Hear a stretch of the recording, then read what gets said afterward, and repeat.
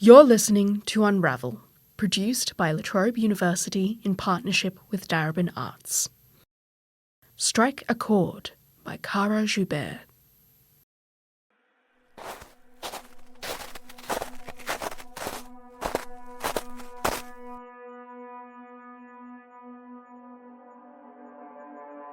My understanding was the cyberslates didn't come from love. Not like you or me or the birds. Where we had DNA, they had code.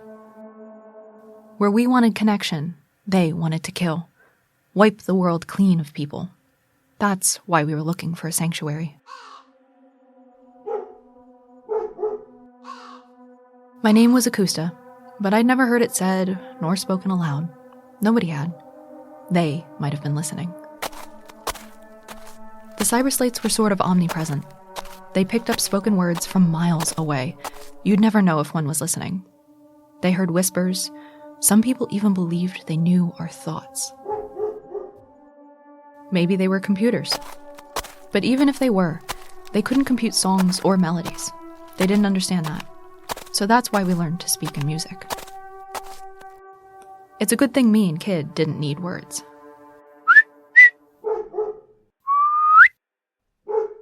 A low to high whistle. It meant no. I could use my kalimba to say it too, but Kid didn't understand it that well.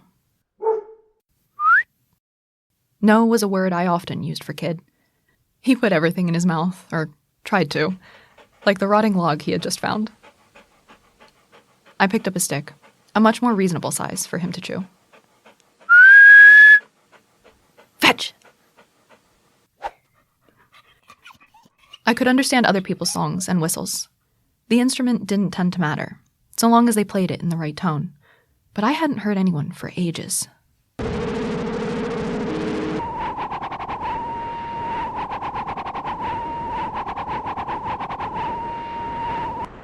Except for that.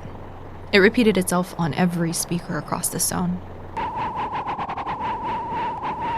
The song was saying to keep moving and be wary of spies, the people the cyberslates owned. They also knew song, and I heard they were paid a bounty for each musician they killed. I wonder how much my dad was worth. He was buried just a few miles north of here.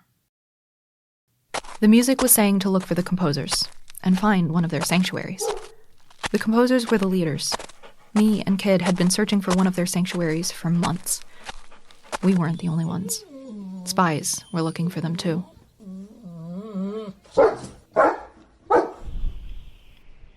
Kid could tell something was wrong.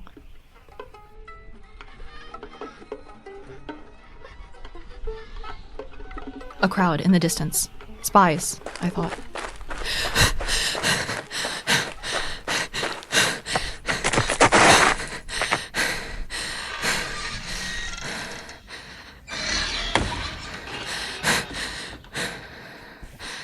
An old barn, littered with hay and rope. I grabbed one and tied it around the door handles until it was knotted and taut, and wrapped it around a beam for good measure. Who's there? I wanted to whistle, but my lips were too dry for that. A man, hiding in a corner, afraid, like me. I got my kalimba out and edged towards him. Using my instrument, I asked him if this was a sanctuary. We locked eyes. The blood in my legs turned to lead. There was a large gash on his left eyebrow, so deep I could see porcelain white. He held his hands out and placed one on his chest. With the other, he persuaded the kalimba away from my hand.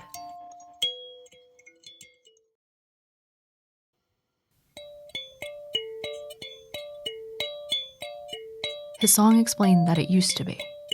I snatched my instrument back.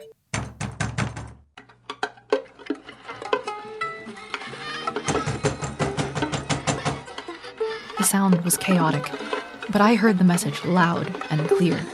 Let us in.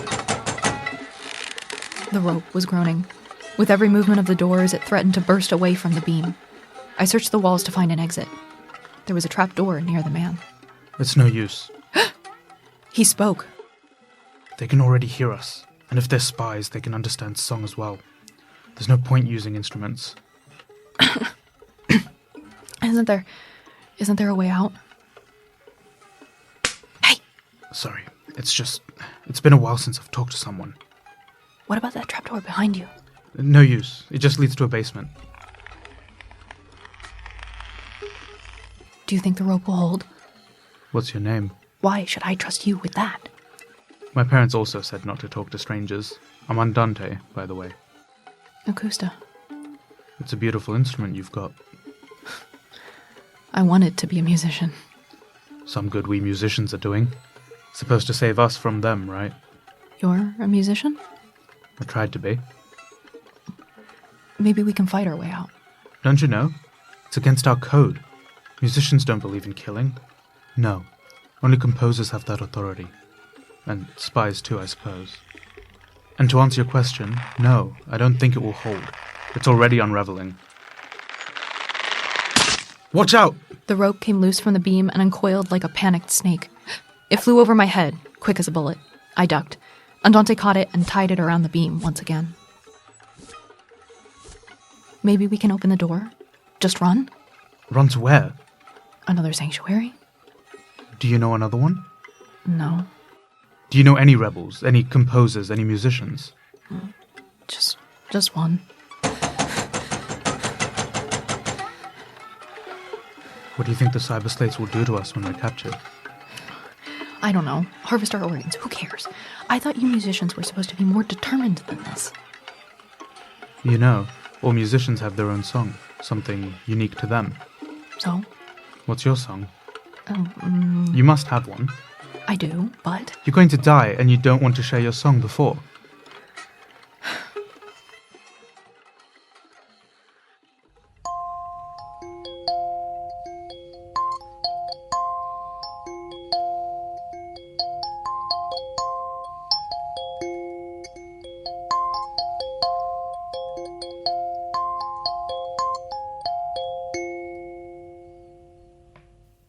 It's stunning.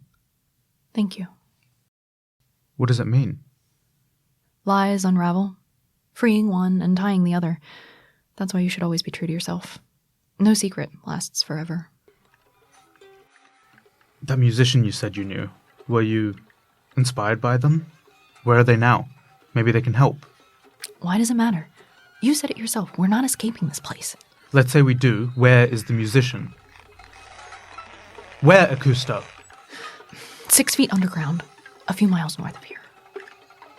Oh. Maybe we can check the basement again. Sure. After. A body, sprawled in a puddle of blood with a hole in his head. You're the spy. He got a gun out. I wanted to scream, but instead... Fetch! Get up! Kid grabbed his arm. He dropped the gun. I ran, trying to untie the door. Let me out! The rope was too tight, at least around the handle. Get back! You just wanted to use me, right? To lead you to musicians? He got back to his feet and picked up the gun again. No! I couldn't look at the floor, where I knew Kid was, but I couldn't ignore the beam, now behind Andante. The rope wrapping around it groaned. Cute song you have. Shame no one else will hear it. I let the rope unravel.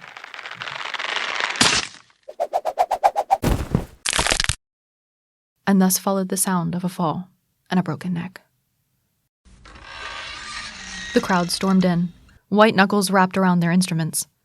A woman in front walked ahead, holding a kalimba similar to my own. She asked me if I was a young musician. I found myself nodding. She asked me if I killed him, the spy.